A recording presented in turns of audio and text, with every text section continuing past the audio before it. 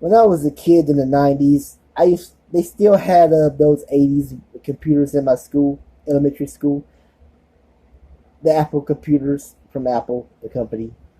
And I used to play those. I don't know if some people might remember these games, like that Pioneer game, a Pioneer game, early Pioneers or Settlers, whatever. You know, you might remember the black screen and the black screen and the green screen where they show the words and the pictures. You might know what I'm talking about. They still had those computers in the 80s, computers in the 90s. This is before we have those big technology computers that we have today. But I remember, I don't know if you guys might remember, in elementary school playing that on the computer, you play those games. I remember one, I'll never forget this, a magician game. I forgot what you did, but you guessed answers, and I guess you try to say true or false. I'm just guessing. It's been a while. I just remember the image, not the game. The image of me playing the game. But there was a surprise at the end that the magician, you saw it was a man. She was a woman because she had a mask. Like, what is this? It's a mask. Yeah, I always remember that. Thank God I have a photographic or long term memory, whatever you want to call it. But yeah, those 80s computers, they still have them in the early 2000s when the internet was, was the internet became what it is today. Because I know the internet came out like 95. Well, the internet's been around in the 90s. I think email came out in 97. I could be wrong. But in the late 90s, almost everyone had a computer. We had the internet. But computers have been around it's been around a long time. I want to say that the 80s, of course, the 80s had those big computers. Like, big computers with a small screen, not a flat screen, a real small screen with black, the black wallpaper and green words or cartoon figures, images. I mean, you know what actor always played on those small computers in the 80s? Matthew Broderick. War Games and Ferris Bueller's Day Off. In War Games, he had to shut down.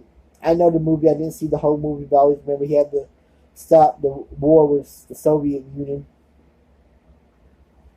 with the government, because he could crack those codes and change the grades on his computer. That's every teenager's dream in the 80s, 90s, and 2000s.